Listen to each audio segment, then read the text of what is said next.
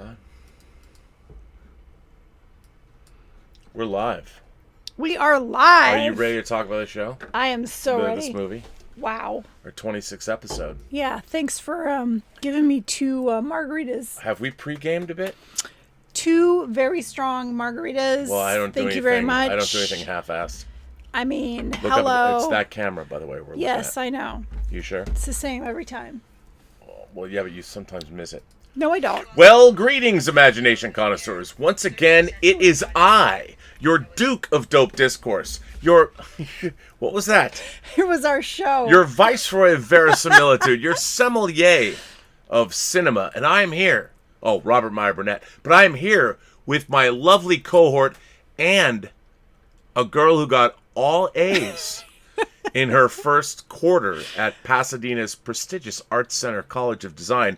And who are you? I am Elizabeth Gwendolyn Bell. And what are you? I am the ace, the arbiter of cinematic excellence. And what else? And the Empress of Entertainment. The Empress of Entertainment. You've been very entertaining in the last couple hours. Well, you did leading up to this show. You did give me two very strong margaritas. Well, it was kind of a celebratory thing. I mean, you did get 4 A's. I mean, that's pretty cool. Thank you. So, like, you're a 4-point student, even, you know, for every decade. Yeah, you know, when I was younger, it didn't matter to me, the grades. But now it's like, I have got to get A's. Well, you did. You got all A's. Yes, thank you. Do you feel bad that you smoked people half your age? No, I worked really hard for my A's. I think that's good. I think you work hard for your A's, too. So, you're the ace. I am the A. You're the 4 ace before the arbiter of cinematic excellence. Thank you. Well, so before we get started, we have a lovely bottle of wine. We do. And I have to say, being that it's my birthday week, Yes. I got my first birthday gift. You did. I got an outstanding birthday gift. And what might this be? This was a gift from Candida and Claude Hibbert. Or Hibert. And they sent us... And their son, Spencer. And Spencer, they sent us over 2 bottles of wine, one for your birthday, one for Mother's Day. Which I'm saving for my birthday. And they asked me what kind of cake you like, and I told them cheesecake, and they sent you an amazing cheesecake. Dude. With berries on top. Dude. Which he doesn't like the berries, so I will eat the berries. Okay, wait a second. What did I catch you doing before we went on the show? I haven't even... we were going to save it. We're going to save it. And, like, I come into the kitchen. I'm like, we have to get the wine out. We chilled it. I was getting the glasses. What did I find you doing? What did I find you doing? What were you doing to my cheesecake? Look, you got me a little drunk, so I was trying to, Okay. That's fine, but that so I took a few bites of the cheesecake. Not a slice. You're like leaning into the box that it came in, and you're like doing this kind of thing. Yeah. Because I need to feel like I can actually speak about this movie, this amazing movie, by the way. I haven't even tasted the cake. You're right. You know that I love cheesecake. And this is like, there's lots of different kinds of cheesecakes. This is the Rob... This is your kind of cheesecake. How can I Rob... How do you take Robservatory? This is a Robba cheesecake. Robba cheesecake. I don't know if that doesn't work. But it's exactly the kind of cheesecake I want. It is. The exact kind of cheesecake that you like. And there you were, just like... But dude, this is kind of your fault. You gave me 2 very strong margaritas. You know what? We're not getting off to a good start. We have to start, and let's talk about this bottle of wine also came with the cheesecake. Yes. Orleana. And what kind of wine I would am this be? excited about this. This is a crisp, refreshing, light white wine. A light white wine, and... Oh, wait, hang on. We can't do it from... We have to show it from this can. I can't even produce this show. This is from Claude and Candida. Hang on so you can see that. Look at that. Oh my God. This is lovely. And I had it in the fridge ever since it got here, so it's nicely chilled. Well, apparently, as it should be. Apparently that was just it was in the fridge. That was a ploy so you could eat the cheesecake without my noticing, and I walked in on you. It was like my mom would walk in on me in the shower when I was 12. You should not have given me... Here, let's drink to Claude and Candida and Spencer for being a Bond fan. I found out Oh, Yeah. wonderful. Yeah. So thank you, Claude and Candida. Thank you very much. Thank you. Apparently, I have to put the cheesecake under lock and key. Come on, man. Oh, it's okay. It's fine. Let's talk about what we're actually here to talk about. You know, I'm kind of like the you know how the king We haven't has even- a certain person that tastes the food to make sure it's not poisoned? That was me today. Well, here's to that. Cheers. We're gonna drink. Oh, this is good. Wow. What a delightful wine. This is so refreshing. It is so refreshing. Oh, it's so tangy Cheers. and wonderful. It's so good. But before we lose track, before this comes, the Epicurean, whatever, we're here to talk about what I think is, I would call this film a near perfect movie. This movie to me symbolizes what independent cinema is all about. The story of how this movie got made is the case, but it is the emergence of the Wachowskis. And they are one of I've always loved what they've done. Even if I didn't love their movies 100%, I've loved the technique. I love what they bring to their work. And this was their first feature film after they had written movies like Assassins for Dick Donner. This is 1996's Bound. This is the Olive Blu-ray release, which is definitive. It brings over the Wachowskis. They're very shy. They have an audio commentary on this. This is a great Blu-ray release. It has both the theatrical and the unrated versions, which we watched. Yes. We watched, and We you definitely can see watched the unrated we did version. watch the unrated version. So Elizabeth, let's move away from the food and the fact that you would absolutely steal my birthday. Well, it was cheesecake. Mother's Day too, so That was yesterday. yeah.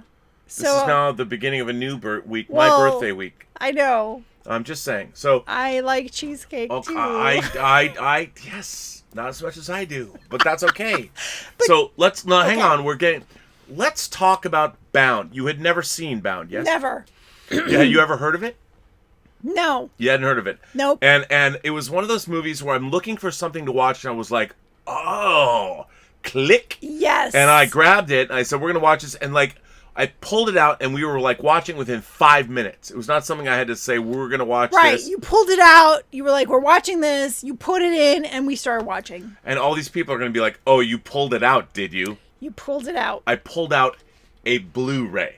For those of you at home, I pulled out the Blu-ray. So, Elizabeth, what is Bound about?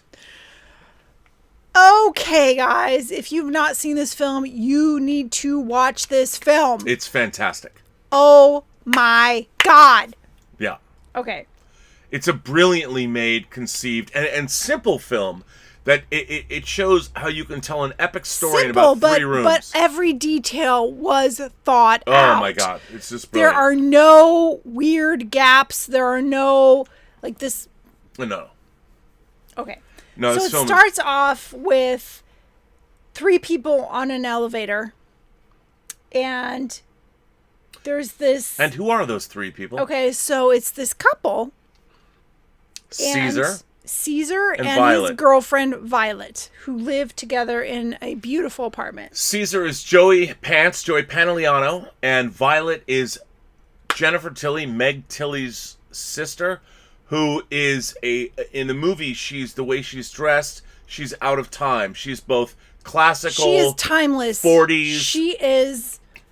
She's a beauty that transcends. I mean, she truly is a classical beauty from every Hollywood era. Somehow they made her. Yeah. Absolutely. And her voice and her demeanor, she is. Anyone would fall for this girl. Anyone. Whether you were a man or a woman, like, she is like smoking. And who else is in the elevator? So there is another person in the elevator who was hired to fix the apartment next door. Yeah, to paint it, to get it ready for like the next. Get it all ready for the next tenant. And Joey Pants, Caesar, they know the guy, and the insinuation is made. The insinuation is made that they know the owner of this apartment building is like mobbed up, and he knows everybody. He always hires people who just got out of jail. And we find out that Gina Gershon, who's the other person in the elevator, the ex-con Whose Corky. actor name is Corky. And she just got out of jail after being in there for 5 years. Right. She was in the Slam for 5 years. So she is a badass. But yet, the contrasts. I mean, what's amazing to me is you have the two diametrically opposed. Right. You have this super feminine, super sexy. You have a lipstick lesbian. And then you have this also super sexy masculine type woman. Well, I would say a dyke, and they say it's said in the movie. So I'm not. Okay, I'm not so liking, fine. She's a dyke, but she's like. They never say lipstick lesbian though. They don't. No. But they're playing on these two well-known tropes, I think. Right. And then they subvert them. But I mean, when they look at each back other. then, like, this was a big deal. This movie came out in 1996. Yeah, this was a big deal. This whole lesbian love thing, and the love scene is. Come on, wait, what are you talking about? No, nothing. Well, we're talking about where the story is. So they meet in the elevator. And Corky goes to like. And right away there is like fireworks chemistry. I mean, it's whoa, and she's with her boyfriend, but she is like so attracted to Corky. It's like there's fireworks in the elevator. Well, I have to say, from a directorial perspective, this film, I mean, the Wachowskis create.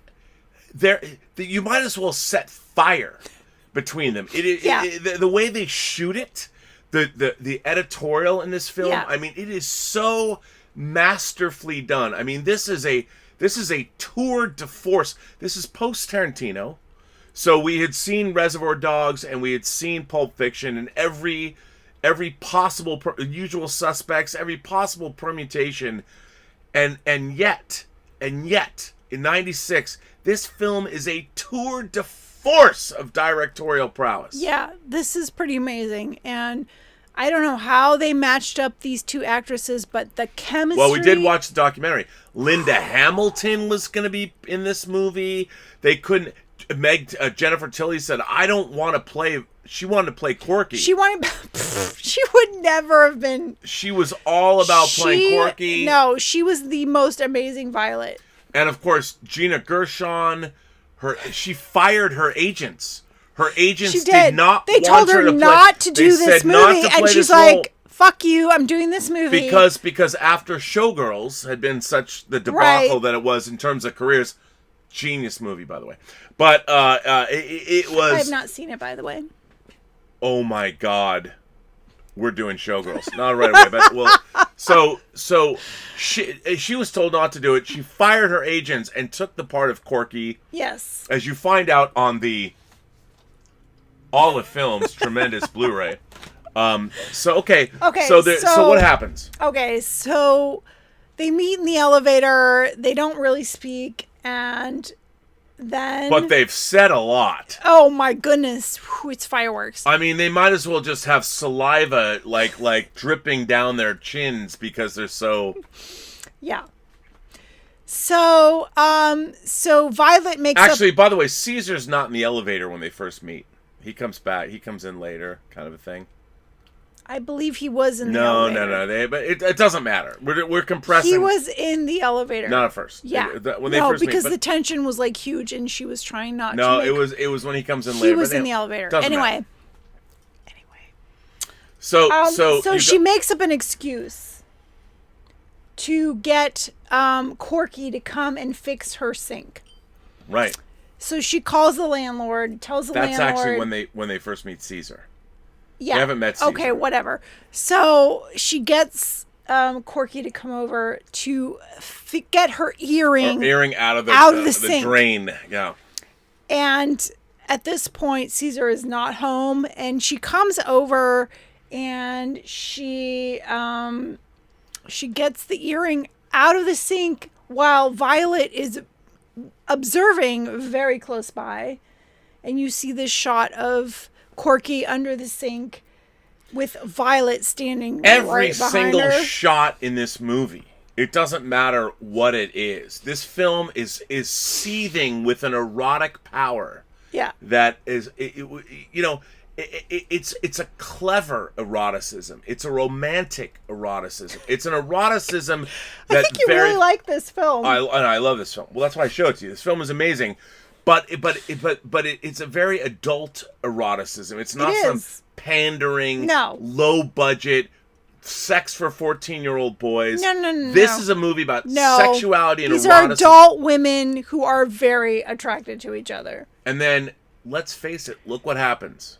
After she rescues, we get a little bump, chicken bump. After she gets the earring out of the sink, there is a whole scene where they're sitting on the couch, and she's like, "Oh, what a nice tattoo," and she like touches her arm. Well, this Corky has a sapphic tattoo that she recognizes. Yeah, and she's like, "Oh, this is a yeah." So, and then she's like, "You want to see my tattoo?" And it's flat out, I'm trying to seduce you. Yeah, totally. She's being super, like, seductive. And you're a straight woman, and you're like, oh, my God. I'm like... Tell me that this was not turning you into a puddle. Oh, my God. So then she, like, you want to see my tattoo? She pulls down her shirt. She's got a tattoo on her breast. She's like, do you want to touch it? Yeah. Oh, my God. And then, of course, I mean... And that leads to... an awesome scene where she's completely... They are like... It's like getting hot. But then Caesar comes in. No. You have to say, like, someone is being... Let's just flat out face it. It's our show. We can talk about it. It's being fingered. Like, hardcore. You know? That's true. It's not quite riding the baloney pony, but it's close. It's a woman whose touch... has more wisdom than a man's, and we are watching some amazingness happen, and I'm telling you, it is fucking hot. Yeah. It is an erotic scene. And then at this point, I'm like, what the hell is... Yeah, what the hell are you showing me? Are we going to be watching, like, a lesbian porno? Am I going to have to talk about a lesbian porno at this point? Now, I understand you thinking that, but you can't tell me that you weren't, like, you know... Oh, it was super smoking hot. Yeah. Smoking hot. Okay. So then Caesar walks in and he's like, what the hell is going on? And then he notices that it's Corky and he's like, oh, it's you. Yeah. And then here's... Never thinking that his girlfriend... has no idea. They've been together for 5 years. Yeah, no idea that she's a lesbian. And he is like, oh, it's you. Okay. And... as men are oblivious. Well... How about the shaking hands scene? Yeah, because she had just, like, put her hand, and she, like, shakes his hand. She has her hand in her pocket. Is that your experience in the past? And he's like, hi, what? And he puts out his hand, and she's like... And she shakes his hand anyway, like the baller she is. That was such a baller move. That was a shot collar move if ever I saw one. Yeah. And the way it's shot, it's like they focus in on her hand in her pocket. Good. I'm like, it's so good. Wow. That's bold. But also, it's setting up the tone of the film. It really is. I mean, it's setting up. This is something that is not going to flinch. Yeah. It's not going to. It's not. It's an unflinching film, and but it's also playful.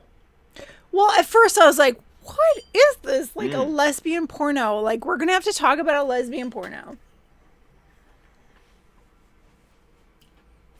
Not really. But then things change. Things change, and how do they change, Elizabeth? Okay, so after there's like this... So these two women have hooked up. They're totally... And you think it's going to go somewhere, and you're like, what's going on? Corky goes back to painting getting this new apartment renovated. The apartment next door. And then you find out about Caesar and Violet's life. It turns into a relationship drama of a man who is part of a mafia. He's part of a crew. He's a mobster. He's part of a crew. He is a mobster, and he launders money for the mob. Right. And she has been with him for 5 years, and he met her in a club that he took over as a mobster, and she used that to make her life better. It's true. So... the mobster has no clue that his girlfriend is actually a lesbian. No, but then something happens in their house.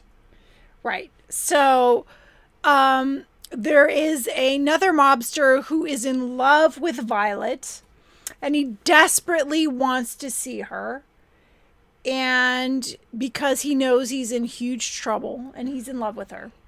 Right. So he comes over to see her one last time before he knows he's going to be like... That's Shelley. Reprimanded. Shelley. And Shelley is like the accountant. He's the guy that's been in charge of the money. And so after Violet and Corky hook up, Shelley comes to the apartment. And Violet... you think, and we're made to think, like Corky's made to think, like they're like getting it on or something's going on between them. Well, she even says, like, this is my job. This is not something that turns me on. I just do it because it brings me more money and survival. And yeah, right. So she looks all at it as a job. But of course, Corky is jealous at this point. As she should be. Yeah, she does not like that Violet is basically a whore.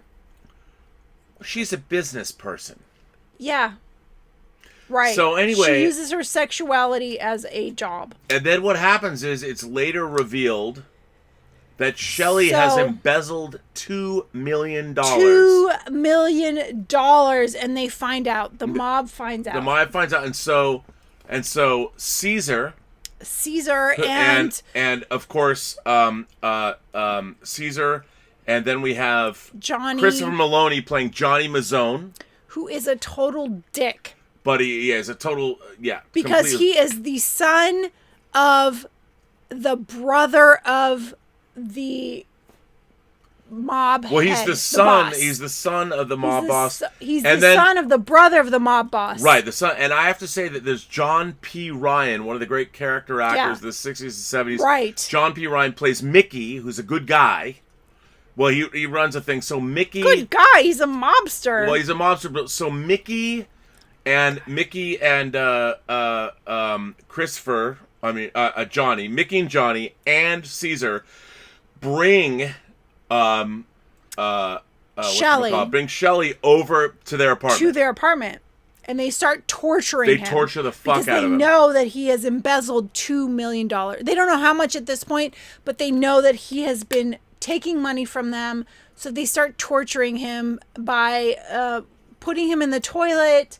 And smashing his face on the porcelain. On the toilet. And of course, Corky's in the next apartment and she can hear all this. Through the toilet. She's hearing the acoustics. She can hear it all. Them torturing this guy. And then they take the guy out. Well, at this point, though, but Violet is like, she can't take it anymore. She has witnessed this kind of stuff before, but now that she's in love with Corky, it's hitting her like this is not the life she wants. So it's like getting to her. She cannot take what's happening in the bathroom. Because, Violet... because she wants more now. She's in love. She wants out. And Corky's finger style worked on her frets. Yeah. So she's over there. So they take Shelley to go find the money. Right, after they beat him up, they take him...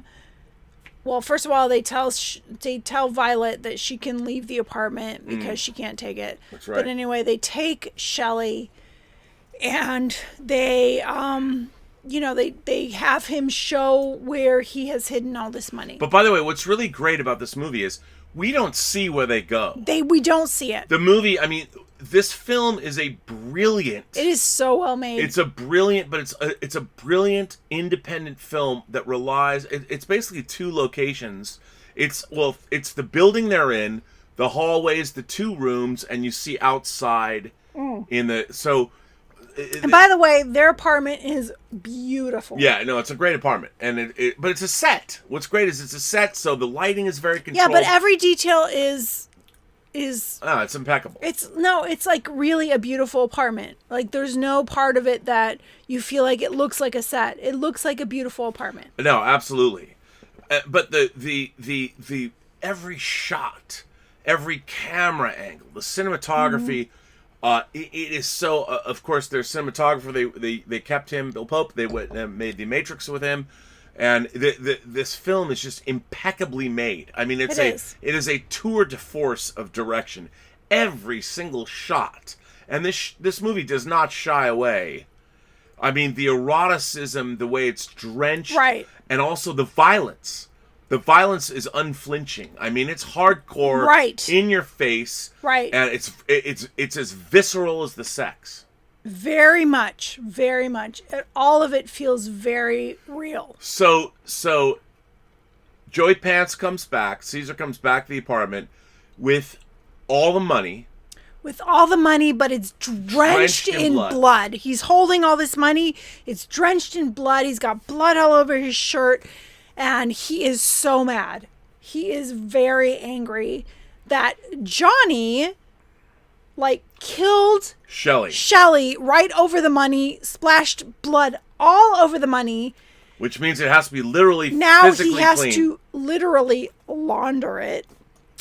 And he is so mad that when Johnny did this to Shelley, he decked him. He punched him in the face because he was so pissed off. And he's a made guy. He's the son of a made man. He's the son of the brother of the boss. So you've made a huge transgression in terms of the mafia code. But all the Cosa Nostra code. All the other guys are Caesar decked Johnny. Yeah, but Caesar's also, he's high up. He is. And so he's got the money, he's got to clean it and all that. And so after all this happens, Corky spends all night. But Corky and Violet have right. Before that, Corky and Violet come up with a plan. And what is their plan? Because Violet wants out and they are in love, and their plan is to take the $2 million without anybody realizing it and stealing the money and running away. Well, they've got a plan. They're going to concoct. They do. They want a scenario where Caesar's going to run. They're going to try and make Caesar run. Right. So they figure out that because Johnny and Caesar hate each other, and Johnny is the nephew of the boss, that they come up with a plan to pin the theft on Johnny. Well, actually, that's what Caesar comes up with later. No, they're we're going to pin this on Johnny, and Caesar's going to believe that Johnny stole the money. That way he will run away so he doesn't get killed, and they can go away with the money. You're right. That's exactly right. So Caesar stays up all night, cleans the money, irons the money bill by bill. Irons every bill. Puts it back, and they put it into a suitcase. I think it would take more than all night. I know you can. That was the one wash and iron $2 million worth of money. I mean, I was like, there's no way that could happen in 24 hours. I'm the viceroy of verisimilitude, but you were really harping on the details of how long it would. As a mom who's done a million loads of laundry, there is no way he could have washed and hand dried, because he was hanging every bill. How would you hang $2 million worth of money? First of all, and second of all, it would take quite a while for it to dry, and then iron every single bill. That is the only beef I had with this film. I was like, that wouldn't happen in 24 hours. I don't know. I think a motivated dude could do it, but all right. Yeah. Anyway, so then what happens? So it's all put in the nice case. So yes, he's counted all the money. It's all bundled up. He puts it in a suitcase. It's clean. It's pristine. It's ready to go. Beautifully packed. Beautifully packed. So the women come up with this plan to... So the mob boss's brother loves Glenlivet whiskey. So she has a bottle of it from the last time he came over, and the plan was to break the bottle while Caesar's in the shower and make up an excuse of why she had to leave the apartment. And while she leaves the apartment, Corky would come in, take the money, exchange it for newspaper so it would feel just as heavy. In the case. Right, which Violet would have left under the desk. And take the money and take it next door. So they make the switch. Yes. The money, the $2 million is taken to the next room, and the newspapers. And what's so brilliant about this whole film and the whole premise is, it's set in basically two rooms. Yeah. One and two apartments. One's adjacent to the other. So all of the machinations are simple. They're easy to understand. There's not some elaborate Rube Goldbergian plan. It's very simple. It is. It's simple. It's very simple. So the switch has been made. The money's gone. Right. And then what happens? Okay. The money's gone. And what they think will happen is that Caesar will freak out, know that it was Johnny who took the money, and, like, bail. Like, because he knows he's going to be killed, so they think, like, he's just going to leave so he doesn't get killed. Well, Caesar finds out that the money's been switched. The money's gone. Well, right. And but the Violet tells him that she saw Johnny downstairs. Which was part of the plan. Part of the plan, but that's bullshit. And they thought that he would bail.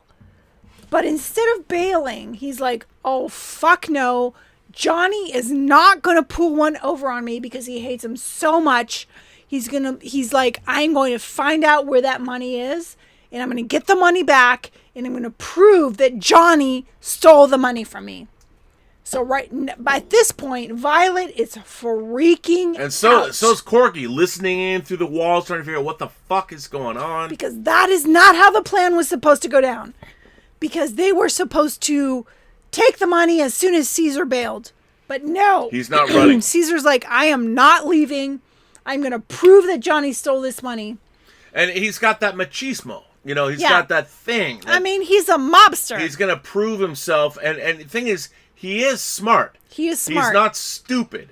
Like, the women were Violet was making an assumption about him, and he proved that he's smarter than even she thought he might have been. Yes. Like, well, he's so proud, and he doesn't want to, like, ever give in, and he wants to prove that he is loyal, and so because of that he does not give in, and he hates Johnny so much. But one of the things I want to say about this movie is it always punches above its weight class. This movie is always elevating the bar of the intelligence of what's going on. Right. It never falls into stupidity.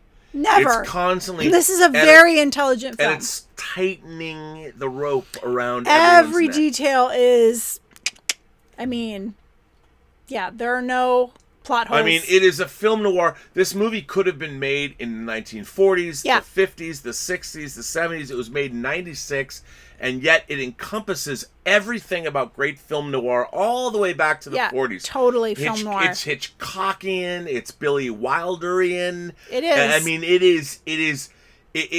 encompasses all of the great cinema traditions and the stories, the pulp.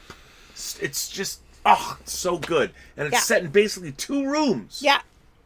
It's perfect movie. It really is. And it's beautifully shot. And then what happens? Yeah. Okay. So, Caesar does not run. He's going to prove that Johnny stole the money. Because he's convinced Johnny stole the money. And Violet can't say anything different. Well, she's dug her own hole. Yeah, because she was like, oh, I saw Johnny out in the parking lot. Well, she set that up. But he refuses to give in to Johnny and refuses to let Johnny get one over on him. Because he hates this guy so much. So he decides that he's going to find the money and prove that Johnny was trying to set him up. And in the meantime, they're going to pick up Gino. Johnny goes to pick up Gino, his father, from the airport, who's going to come over who's basically the leader money. of the 5 families, the most important mafioso. Right. And he's coming over to their apartment, to Caesar and Violet's apartment, to get this $2 million. So the clock is now ticking. The clock is ticking. They have half an hour to find the money before Gino comes over. And we know there's no money. No. Johnny... And Violet, of course, she tries to leave. She's like, I don't want to have any part of this. She starts packing up her stuff, and she tries to leave, and he's like, oh, fuck no, you're not leaving. I don't trust you, and I don't know if you let Johnny in when I was in the shower to steal this money. I don't know if you're in cahoots with Johnny, so you are staying here. Right, he doesn't believe her. He's paranoid now. He does not trust her. All bets are off. As he should not. No, it was her. But that's the thing. He's right. He shouldn't trust her. He is right. It wasn't Johnny, but it was Violet. he's kind of a smart guy. No, he's a smart guy. So, where were we? Well, long story short, I mean, ultimately, what happens is there's all kinds of plot machinations that happen. Gino shows up, Johnny shows up. They're trying to convince each other of double crosses. Corky and Violet just want to get the money. Well, and Violet, Corky's hearing all this stuff, and Through the wall. Corky hides the money in paint cans. She puts it in plastic bags and puts it in paint cans. There's all kinds of histrionics. There's all back and forth. Yes. Teat to teat. I mean, it's all... Yeah. And finally, Caesar ends up having to kill the mob boss's brother. Johnny, kills Gino. Kills Johnny, kills Gino, kills their thug guy, and everyone is dead. And not only that, because of the gunshots, a neighbor calls the police.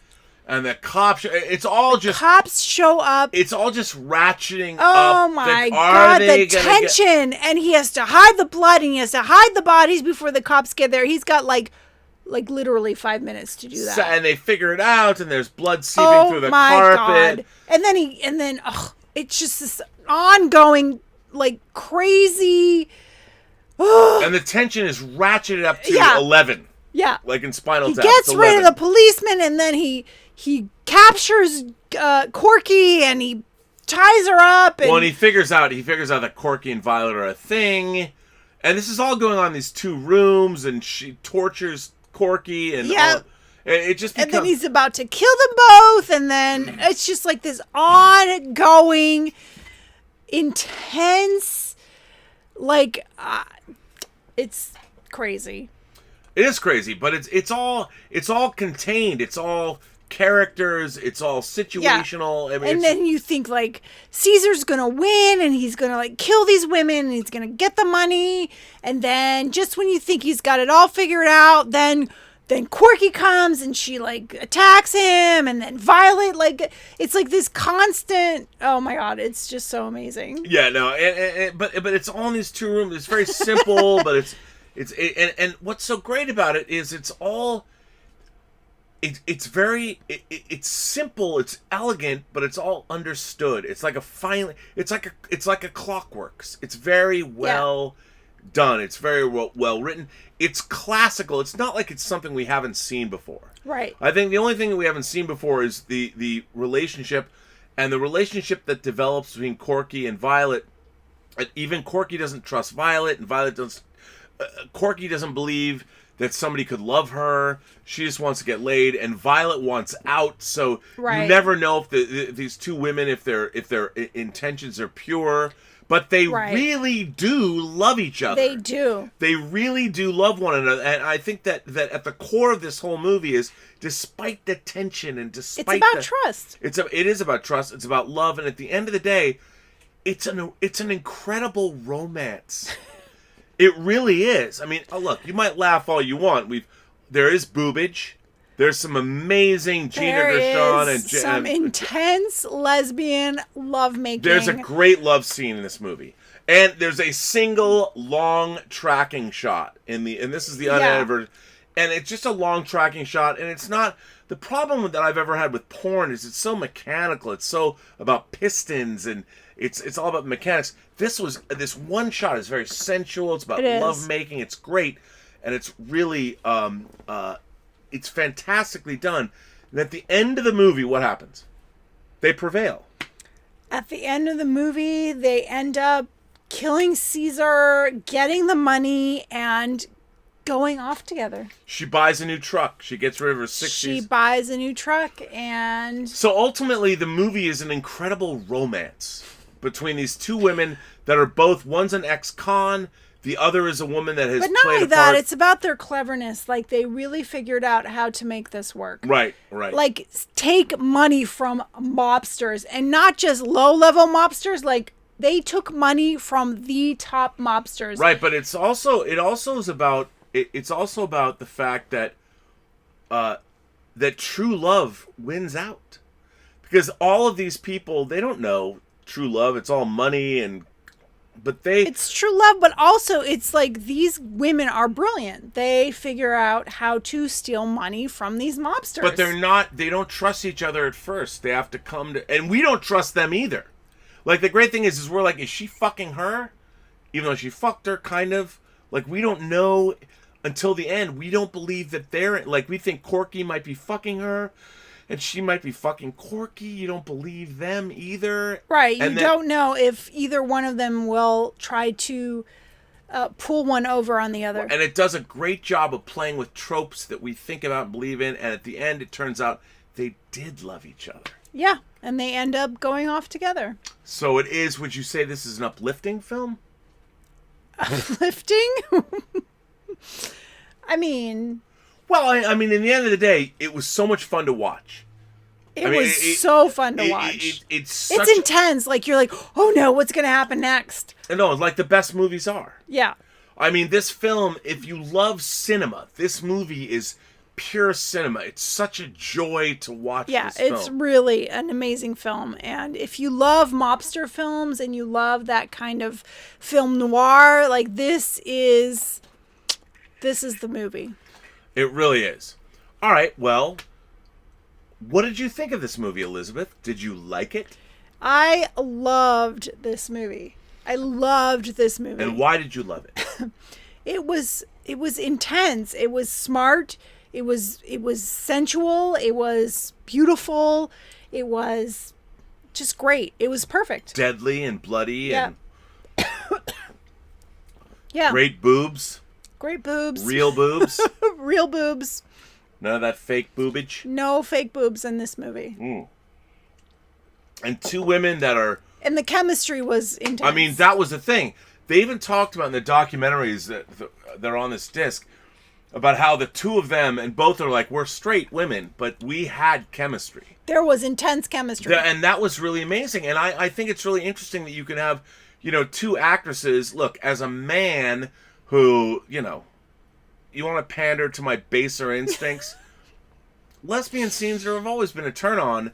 But in this film, it really it's a great example of how acting and cinema. This movie it celebrates what cinema is. And that's why I love it. And by the way, as the Viceroy of Verisimilitude, I give this movie a high ranking in the verisimilitude scale. Oh, are we ranking already? No, I'm just saying in verisimilitude. No, we're not. We're not our bottoms up scale yet. Although, there was some bottoms up action here. I could use some more. Bottoms up action. I could use some more. Well, listen, there are other people that want to talk to us here. Hang on, let me put on my... Did we get any letters? No, there are no letters today. I apologize. It's not as Mother's Day, There was no letters, but there's people have to say things. By the way, we also have to acknowledge one of our great fans, the Throg. Yes. Throg, who has kept our asses clean. Yes. Throg is continuing to keep our asses clean. Guess what showed up today? Throg Wachowski. 2 huge boxes of the Throg and his wife. Toilet paper. Sent us toilet paper. I think we've reached a plateau. I think we can say that I think we're okay with toilet paper. For a while, we are okay with toilet paper. I never thought I would say this to another human being, but thank God for Throg. Because Throg and his wife... He keeps our asses happy. I don't know what that means. It seems a little strange, but Throg, thank you, sir. By the way, Willow is here. Willow Yang is here. Hey, Willow. Willow says, congratulations to Elizabeth for her straight A's. Aww. Now, why don't you, we already talked about this, but you got straight A's, so what's that about? Yeah, so I finished my term, and 4 A's. I looked up my grades today, and got straight A's. Straight A's. That was my goal. Here, give me your... Now, did you have any doubt? Were you worried about your grades? I haven't had to worry about grades in 30 years. No, but you know what? When I was younger, I really didn't care that much about grades. But now that I'm back in school, it's I am very motivated to get A's. So. And you did 4 of them. I worked hard to get my A's. You actually did. A's. You created great work. Amazing work. So, well, let's drink to Willow and her. Let's drink to you. Thank you, Willow. Willow Yang, ladies and gentlemen. If you don't go to the Burnettwork.net website and read Willow talk, I don't know. You should. Willow, again, Willow she wrote a letter about her mother. Yes. And her family and her father, too, which is incredibly heartfelt. And she wonders, like, Willow says she wants to be a writer. Yeah, she Please totally write. should be a writer. Willow should be writing fiction. Absolutely. I'm telling you, she would be doing... I explained it. I would read those Michael books. Crichton was a doctor and became the novelist that Absolutely. became the great And the Kite TV Runner producer. guy who wrote The Kite Runner. Look, man, He was a doctor, and he started writing, and he wrote several amazing books. Yeah, well, she's going to be a PhD and a writer. Yes. By the way, speaking of Throg Wachowski sends in a tip and says, Cloud Atlas is a freaking masterpiece. It is a drama masking multiple past, present, future storylines. I honestly don't believe anything within its complex story was not made or brought to film without verisimilitude. On that note, I understand why. Look, and Tom Tykwer, the director of Run Lola Run, also directed the film with the Wachowskis. I love Cloud Atlas. Again, based on a literary property. I love the Wachowskis. I actually went to a screening of Jupiter Ascending. I went to Warner Brothers. A friend of mine took us there, and we watched Jupiter Ascending with the Wachowskis, and I loved it, and everyone I was with did not. But I'm a huge fan of theirs. I love Speed Racer. I mean, you know, the Matrix sequels are what they are, but look, when they get back to making films that are unfettered by commercial constraints, and they can make... I think Matrix 4, that Lana Wachowski is now directing without Lily. I don't know why only Lana is doing it, but... That's interesting. Yeah, I really want to see it. Throg is Glorious also continues on and says, I understand why. I completely understand most complaints with the film, but part of reading or watching a film and TV shows is that suspension of disbelief. I don't really think anyone involved thought, hey, we have an Oscar winner here, but there was a lot of hatred. I agree. I loved Cloud Atlas. I think it was ambitious. It was amazing. The different time zones and the fact that what they did, the spirit of the way it was done with multiple actors playing multiple parts, guys playing girls. I mean, I loved Cloud Atlas. And what's amazing is I think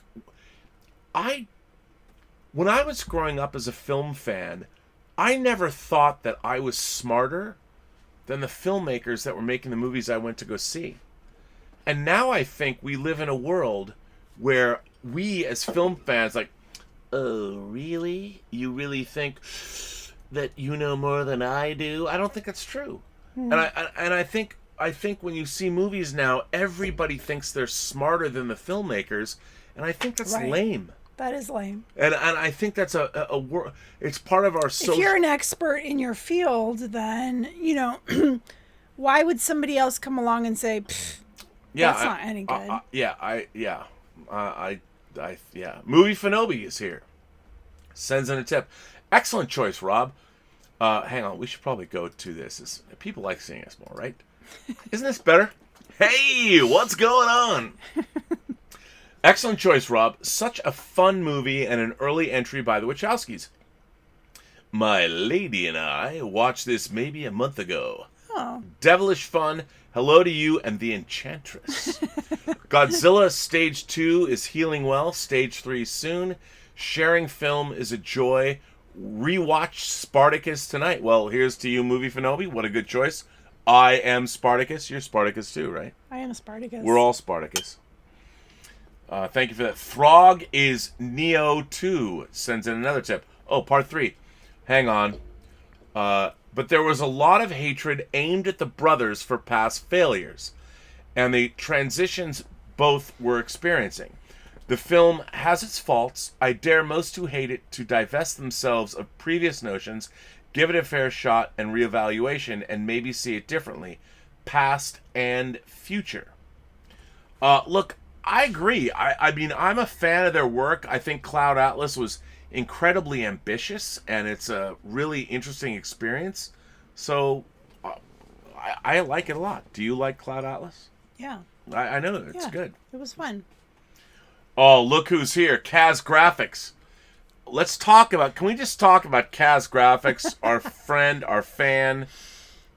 Let's talk about Kaz Graphics for a minute. Let's. Okay, so Kaz Graphics. I've never met Kaz. I assume he lives in Seattle. He told you that. He lives in Seattle, but I don't know if he's from there. But let me just tell you, what has Kaz done? He has sent us some amazing smoked salmon and an assortment of cheese. And you as a French person. Yeah. Beecher's. Right. Beecher's homemade cheese. Yeah. So the other night we broke open the cheese and the smoked salmon and crackers and we had some wine. And sitting on the deck outside, twilight. Outside with some nice jazz music playing, and we had a feast. Like, this was amazing. Now, I had never had Beecher's cheese. Now, here's what I found out. Yes. So, apparently, Oprah Winfrey, yes. How much wine have I had? Said that their mac and cheese is her favorite mac and cheese of all time. Oh, is it like a restaurant? Or is it just a cheese No, place? I think it's a cheesery, But well, their cheese is I actually amazing. watched a video with a guy and the owner of the company. I don't know if Kaz Graphics knows him or not. But that cheese, I mean, you've introduced me to a lot of cheese. Right, so we opened up the smoked cheddar, and we were like, oh my God, this is so good. And then we opened the aged cheese, and then we were like, they've got how could the goat this cheese. be? It was like the sheep cow cheese aged, and it was so like signature cheese. It was amazing. And the smoked salmon and too. The smoked salmon, we ate a whole piece of it, just the two of us. I mean, Gilbert kept trying to steal it. Oh man, anyway, it was great. It was amazing. So anyway, Kaz sent in a super chat. Yes, but we have to say thank you, Chad. Thank you, because Kaz is the man. Kaz says this movie's amazing, but it's an eye-opener to who the Wachowskis siblings are today. The Matrix has a BDSM kind of vibe if you really look at it. Black oil slick Trinity. Come on, it's very interesting. I agree with you. I think all great filmmakers lay out their predilections and their obsessions in their films. Well, you are who you are, and so whatever you create comes out of you. Right. So. And what's interesting about what I loved about Bound as far as gender is concerned. Yeah. I think any viewer, like as a dude, here's the thing. As a dude, I could find the movie titillating, but you as a woman, you're a straight woman. Like, you don't ever say to me, oh, I want to hook up with a chick. But you immediately were, like, turned on. And I thought the way they shot this movie... Well, the chemistry is, like, so but also intense. It's still acting, but the way they choose the shot choices, the way they linger, the one shot where they first kiss and all that, it's amazing. Yeah. And as you hear on the documentary... They were off camera. They were directing the whole thing. Like, kiss her here, touch her there, move her here, do this. Like Paul Verhoeven with his sex scenes. But if you watch, I mean, these sex scenes are so sensual. And what I've always found interesting about sex scenes is we as human beings, when we're watching sex scenes on screen, we are removed from what it's like to be in sex scenes. Right. So all of the visuals of sex scenes that we ever see never are what it's like to actually be involved in a sex scene. Right, of course. Because we can only see from our own eyes. We see what the camera sees. And we have our imaginations. And so when you're actually involved in it, you can never... But movies take you outside of it, and they basically... they give you the sex the way you imagine it to be. Right. And this film, the shot choices, I mean, they are unbelievable. My friend Bryn Pryor said it the best. There is unbelievable pornography going on. I wouldn't categorize it as porn, but it is definitely very... No, it's not porn. It's eroticism. It is very steamy, and it is... You really have a sense that there is a intense connection there. Yeah, no, it's great. And so Kaz goes on to say, Violet drops the ring in the sink. Corky fixes the sink. It's so intense and wet, it's insane. Yeah. Oh, That scene is intense. The way she's underneath the sink, Right. unscrewing. Yeah, and the water that's coming out of the sink, and then Violet is standing right behind her, and you see her legs, and oh my God! I mean, it is so erotic and so beautifully done, and everything about it. I mean, and by the way, the eroticism is earned. It's earned. It's not just mechanical slapping like. Right. It's it's bow chicka bow. No, this is real eroticism, right. where just a shot and the way she unscrews even when she pulls down the piece of piping. Mm-hmm. Oh, amazing. You're right, Kaz. Oh, look, our stream is again. Our stream is. Oh no. Are we not on? Are we on? No, apparently we are. Oh, it just. Oh. Yeah, this weird. I'm just gonna assume that we're still. Are we on? You know, YouTube. Apparently, our small channels. Well, we'll see. We'll just keep going. Chris. Oh, we're green now. Well, let's see if we're green. Look, they're saying we're on. You're on. Okay, we're still on. There we go. Okay. So, Chris, Miller's Crossing it's a gangster film, but it's set in a unique world unto itself. It's a classical gangster. It's so good. The music is great. The acting is great. The dialogue is great. It's fantastic. I'd be down. John Polito. I'd be down. Look, Chris, Miller's Crossing. That is, if it's your favorite movie, kudos to you, sir. As I like to say. I wouldn't say. Do you have that film? Yeah. Come on, man. Come on, man. Of course I have that film on Blu-ray. You never know. What do you mean you never know? You either have like 5 copies or 0. How many movies do I have 0 of? Like, come on, for real. Anyway, Miller's Crossing, Chris is right. It's a great film. Actually, I was pulling off the shelves my top 10 favorites, and there were three that you did not have. Oh, really? Let's talk about it later. Yeah, 3. Why do you have to embarrass me on our show? Topher Rock sends in a super chat and says, I just got home. Dave Parker says we should do Two Moon Junction. We can do that. Topher Rock says, I just got home. It's my birthday. I turned 33. You're Jesus' age. You've survived your crucifixion age. Here's to you, Topher Rocks. Happy birthday. Happy birthday. It's my birthday, turned 33. Hung out with my dad and drank some man sodas. Looks like you guys have had a fun night. Cheers. Happy early birthday, Rob. Thank you, Topher Rocks. Although I'm a little concerned about what man sodas are. Yeah, what are man sodas? You know, in the movie Bugsy, Annette Bening tells Warren Beatty to go outside and jerk himself a soda. That's true. That's the line. I hope that's not what he means. I mean, he is with his dad, so. Claudius is here. Bonjour, Monsieur Robert et Mademoiselle Elizabeth. Happy birthday week. Happy Mother's Day to Elizabeth and your mom. Thank you. Your interview with your mom was great. Your mom's life is a testament to another time and a way of living. Is she talking about my mom or your mom? Your mom. Well, I think so. You didn't talk to my mom. I love her mom's great though. We should have your mom on the show. Yeah. Oh, you guys would love my mom. Okay, you know what we got to do is we're gonna have your mom come on the show. We'll watch a movie and she'll come on the show. Yeah, but I can't have her come until everything is okay.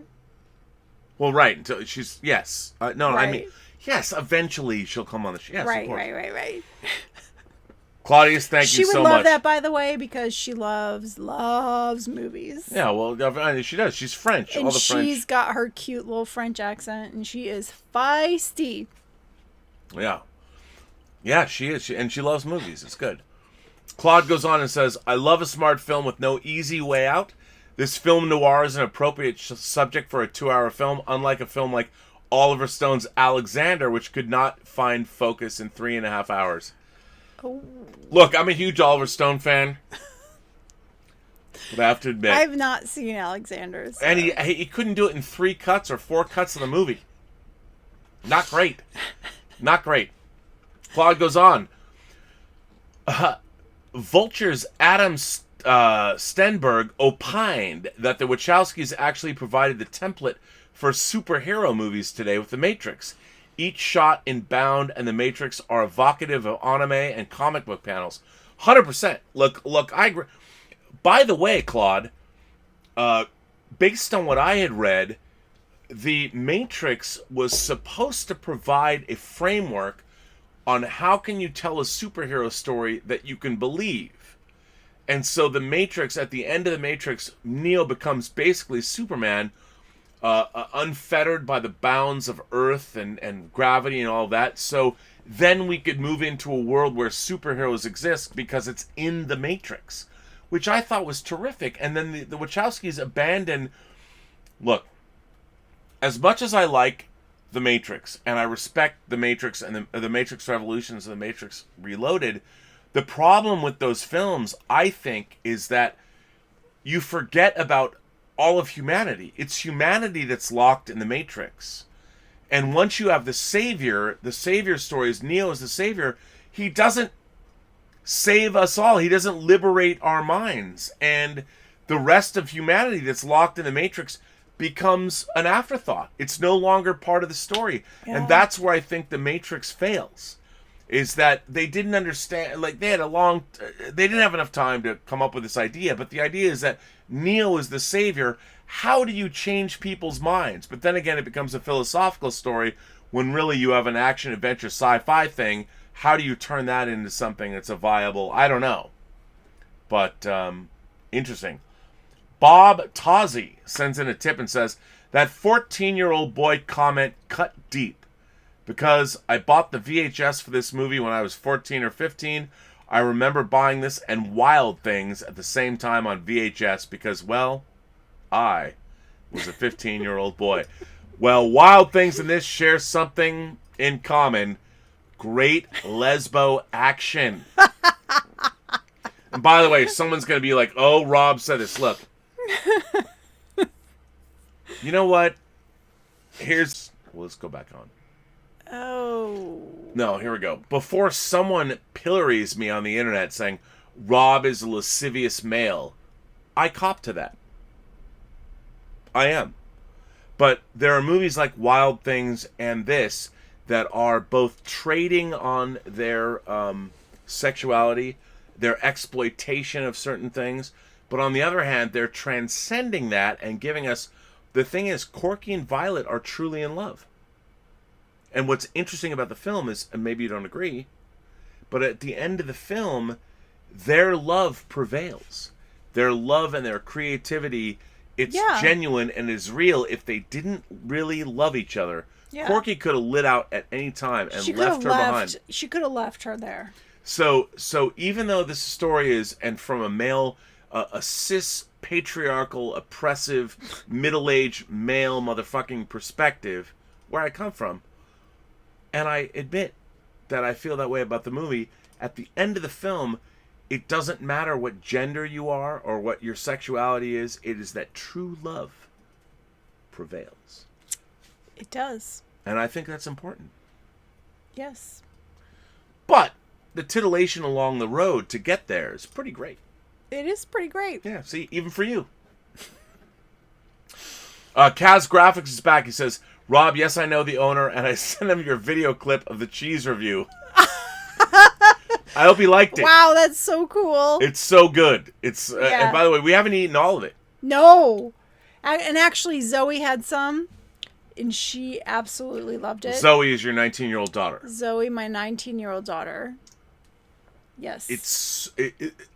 That as a French woman, that we eat a lot of cheese. Yes, cheese is king in France. So this cheese was freaking amazing. It was amazing. Yeah. It was amazing. So good. It was really great. Mercer Creates sends in a super chat and says, Cloud Atlas, I notice some new connection every time. Like the actor that is the slave is the leader of the prescience in the far future after the fall. She has tech. Yes, I mean, that's the great thing about it.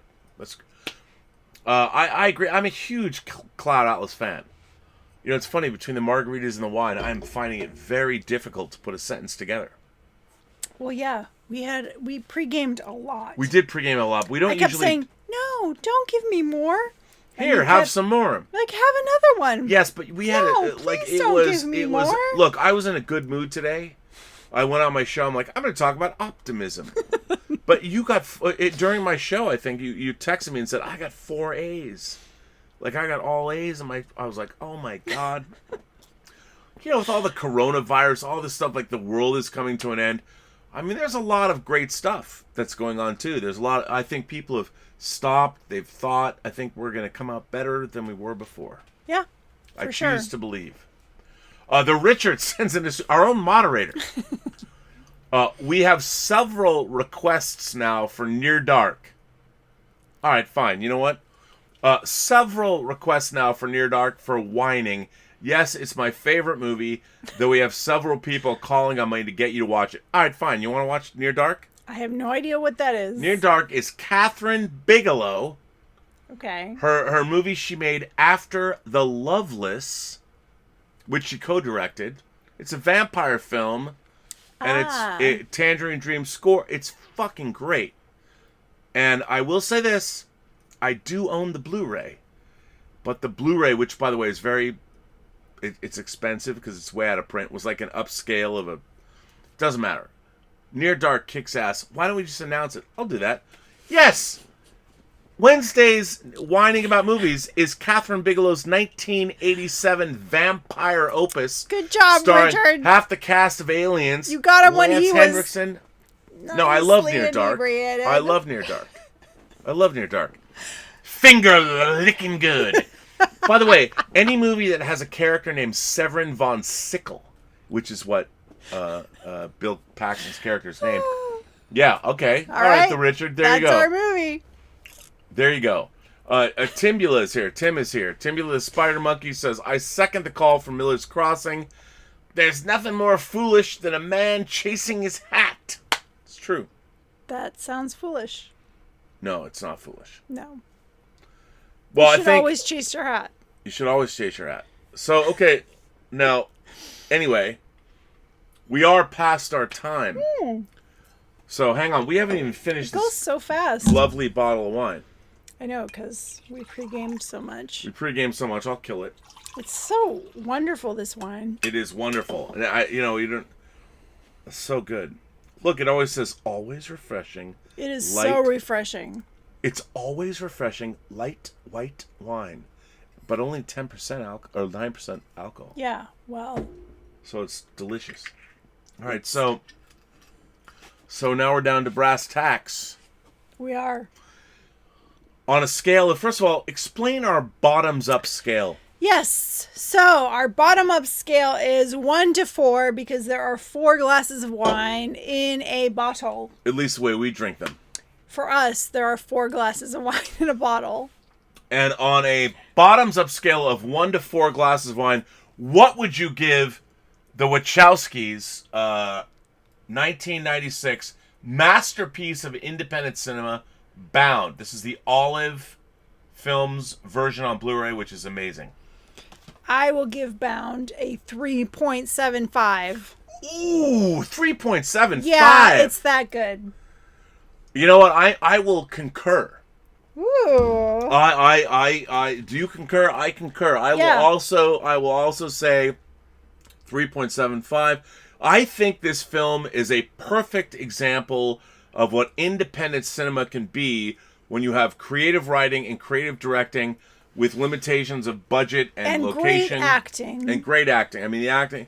This film is a tour de force. Yep. It exemplifies what independent cinema in the wake of Tarantino could be without aping his style. Mm-hmm.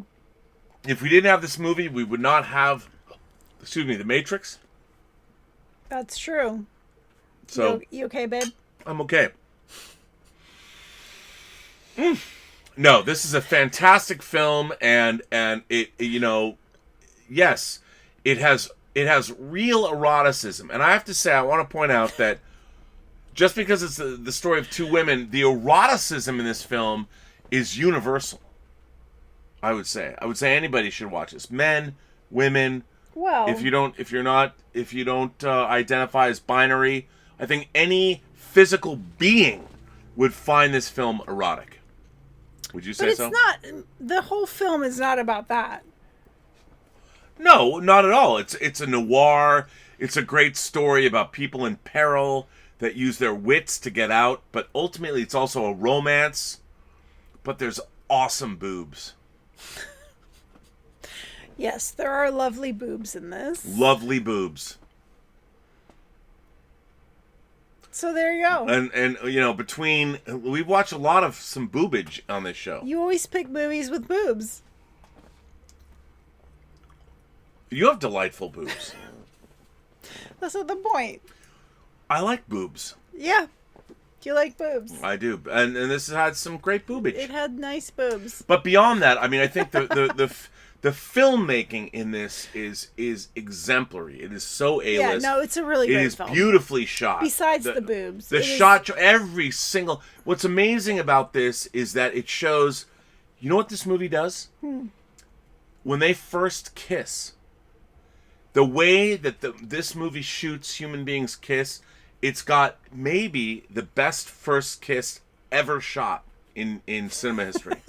No, it does. I mean, the actual angle, the way the camera, the lighting, it's unbelievable. It's very difficult to do that.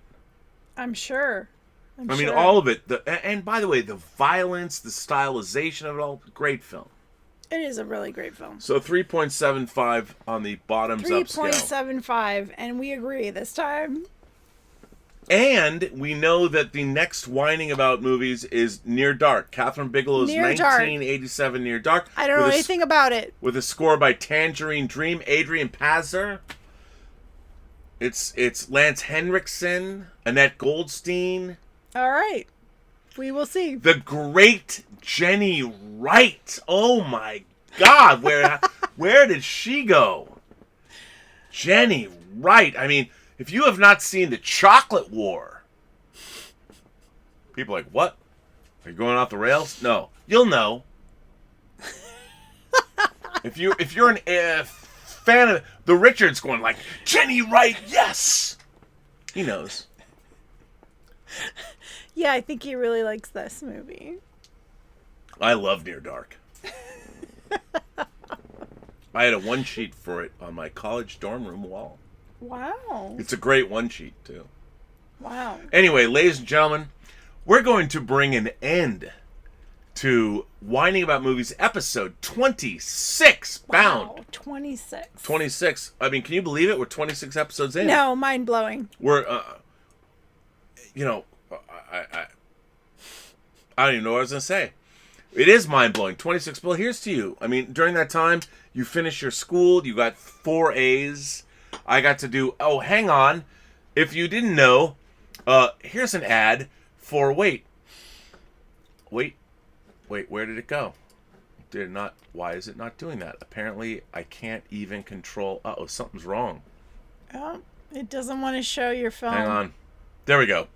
Okay, for those of you who might not know, I forgot to mention this. I did forget to mention this. So, as everyone knows, Robservations and the Burnettwork are giving away a JBL Bar 9.1 soundbar with Dolby Atmos. It is a 10-channel soundbar. And if you go into the description of this chat and this show, ElizViews 26, you can follow the link, follow your nose. It always knows. Like Fruit Loops, right? Wasn't that what it was? But if you go and you go through it and you can enter as many times as you like. I'm going to give this away on my birthday on Friday. It is almost a $1,000 piece of home theater gear. And if you have a bedroom or you have an office or a smaller room where you don't want to have dedicated speakers, this is a way you can get 10-channel Dolby Atmos. And I want to thank Connie at the Experiential Engagement Department of Harman International, which is a subsidiary of Samsung, for allowing this to happen, which is very cool.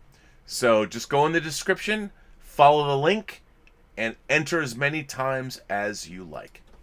How cool is that? We're That giving is away. so cool. It's pretty cool, right? Yeah. And since we're using it, what do you think of that I sound? love the sound bar. I know you do. I really do. It's pretty great. It's very cool. It's very cool. So, Elizabeth, Yes, Robert. we're bringing this show to an end. We are. And so what do we say to the folks at home? Every person you meet has a story to tell that you have not heard yet. And all you have to do is listen. Wow, you got it right that time. I did. Very impressed. I did. And what else? Have a better night. Have a better night and join us, ladies and gentlemen. Join us for Elizabeth's episode number 27. 27. For Catherine Bigelow's 1987 vampire extravaganza, Near Dark. Very cool. Which is very cool. And now what do we say? Good night. As always.